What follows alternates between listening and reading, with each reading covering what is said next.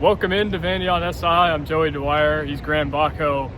Man, the calm before the storm, Graham. We last week we were in the storm at Virginia Tech. We filmed a little later, but we're on our P's and Q's this week. Empty Williams-Brice Stadium. It's going to be full in a few hours. I think a bigger venue than Virginia Tech. That really struck me when we walked in. I was, man, there's a lot more seats in here. Probably going to be a little bit louder than Virginia Tech was as well, and I think a bigger challenge than Virginia Tech was last week. I think we learned a lot about what Vanderbilt is last week.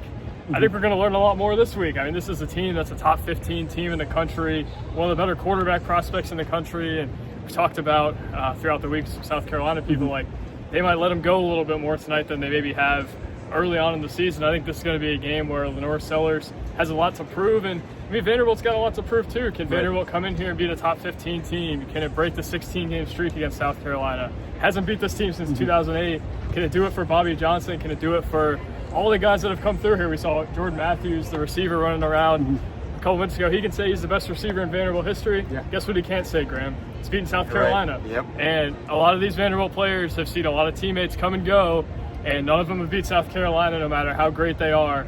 Graham, this is a big one for this team, and man, what a win it would be for this program. Yeah, and look, let's not forget this is also the SEC opener too. So there's a lot on the line. You got the streak on the line. You got the SEC game here, SEC opener here on the line. And again, this is a huge venue. Definitely, I would say, a much bigger stadium than what Lane Stadium was last week. Nonetheless, Lane Stadium, it was a great environment. This week, I think we're gonna have a much louder environment for sure. I was told it's gonna be it can get so loud that even the press box can shake. So. It's pretty high. I think that's a little scary. Let's not do that tonight. Yeah, no kidding. Yeah, we're way up there, man. But yeah, look, this is, like you said, it's a big game, big streak on the line, 16 in a row. Haven't beat this team since 2008. I think it's about time that a coaching staff, and players can finally say that they have beaten South Carolina. Yeah, why can't it be this team, Graham? This team has done so much to kind of rewrite the narrative around Vanderbilt football. And there's two things that come to mind when I think of what this team hasn't done. And obviously there's the big things, like things this program has never done, college football playoff, things along those lines. The two things that other teams in this program's history have done that this team hasn't: beat South Carolina, beat Tennessee. I mean, if they do those things, I think that group is going to come back, and might as well throw a parade for them. Tonight could be a big night in this group's legacy. And honestly, Graham, if a group under Clark Lee is going to do it, it might have to be this group, right? Like this is a real group that has defied all the odds. They have come into places like this and won, maybe not quite like this, but they play teams like this and won. Now another item on their checklist, I think bigger than all, we're going to learn a lot about what this Vanderbilt team really has. I talked to a parent last week, and I think I mentioned this on the Virginia Tech show, but he told me, like, we're going to learn a lot about this Vanderbilt team tonight, last Saturday. Again, I think it applies more. Graham, what are you looking to learn about this Vanderbilt team tonight? I mean, again, this environment is tough, so how great actually is this Vanderbilt team? How tough truly is this Vanderbilt team? Yeah, we saw them going to Blacksburg, 34-0 in the second half.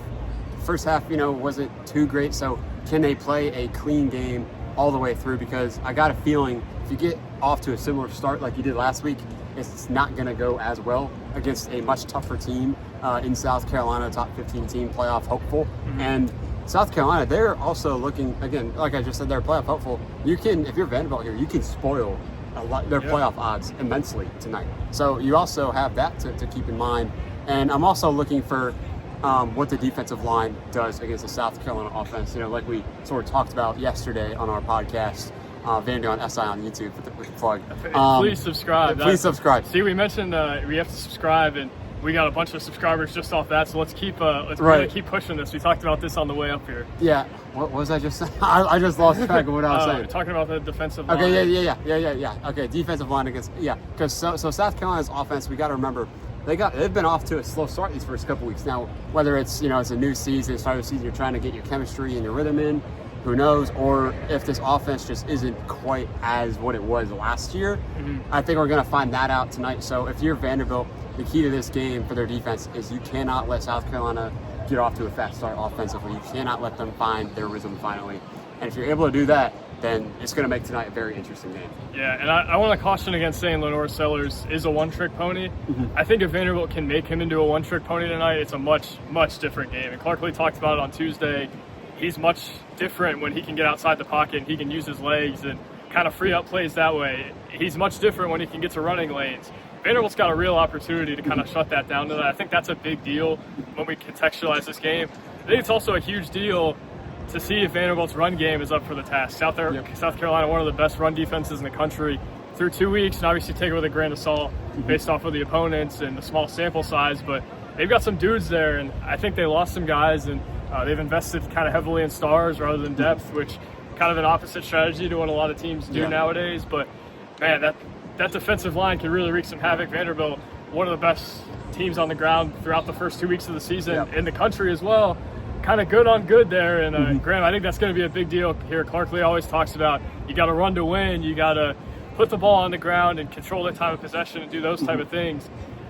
There's also a world in which South Carolina can make Diego Pavia one-dimensional. I think that's a big deal tonight as well, monitoring really both run games and really both defensive lines' ability to keep the quarterback in the pocket. Yeah, this game is going to be won or lost in the trenches for both sides, really.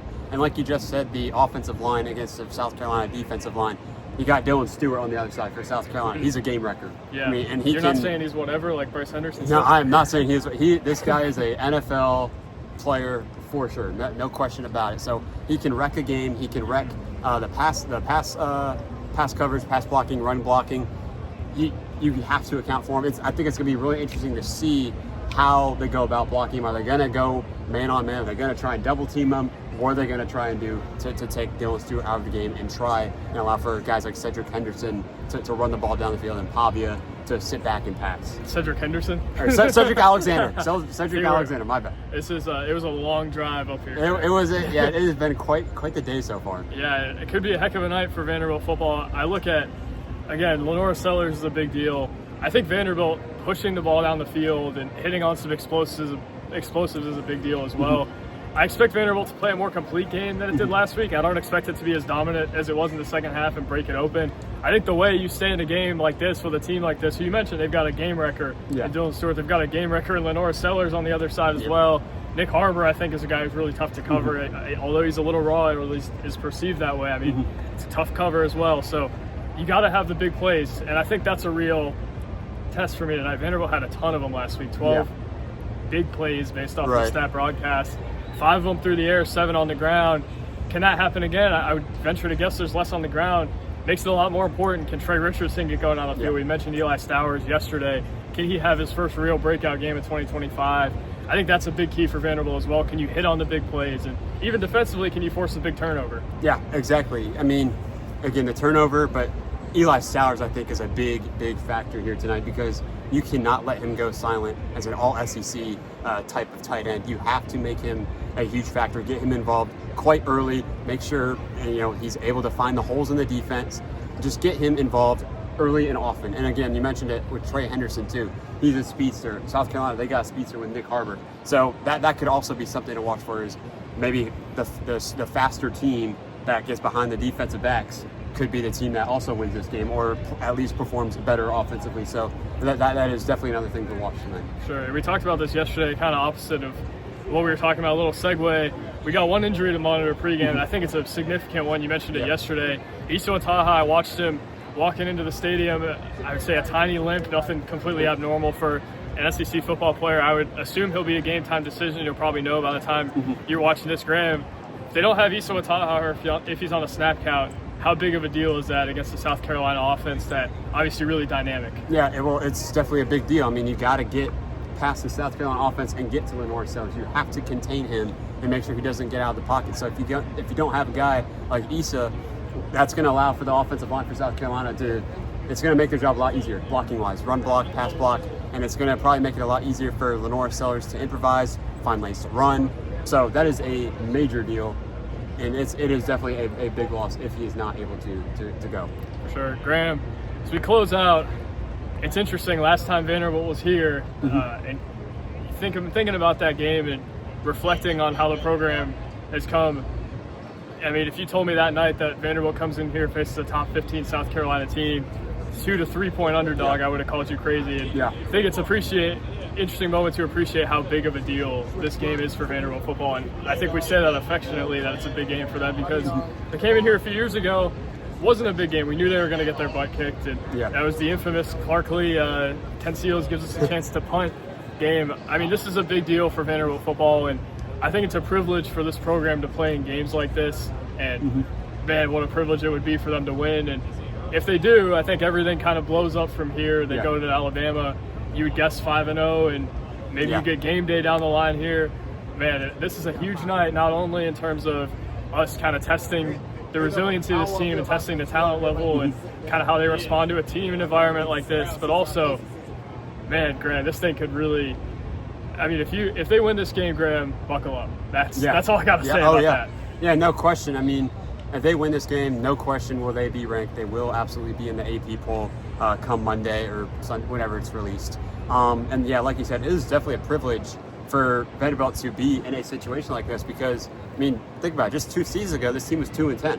I mean, they were at the bottom of the SEC, and no one was really paying attention to Vanderbilt whatsoever. No one was talking about Vanderbilt whatsoever. And now here they are. If they win this game, they're going to be the talk of college football come Sunday and Monday. And people are going to be talking about, well, what if Vanderbilt, if they do indeed beat Georgia State, Utah State, start 5-0, how far and how good can this Vanderbilt team go this season? It's going to be very interesting. For sure. Graham, again, a huge game, and I'm walking around out there talking to people, telling me, man, I think Vanderbilt's got a chance to win this game, and these are either neutral people or non-South Carolina people. It's crazy to just walk around and think, man, Vanderbilt's going to walk into this place against this team, and people think they got a chance? Yeah. Really? Like, that's a big deal at this point. Now Vanderbilt can make this thing an even bigger deal. Tonight at Williams-Brice Stadium, I'm Joey Dwyer. He's Graham Bacco. We'll talk to you post-game from probably a similar spot to this. And, man, you guys might be in for a show tonight. We'll see. If not, we'll see, and Vanderbilt will move on to Georgia State. But a huge opportunity for Vanderbilt to potentially capture tonight and prove how far it's really come and how far it can go the rest of the way. For Graham Bacco, I'm Joey Dwyer. God bless, and we'll talk to you soon. Subscribe to the channel. That's right. Peace.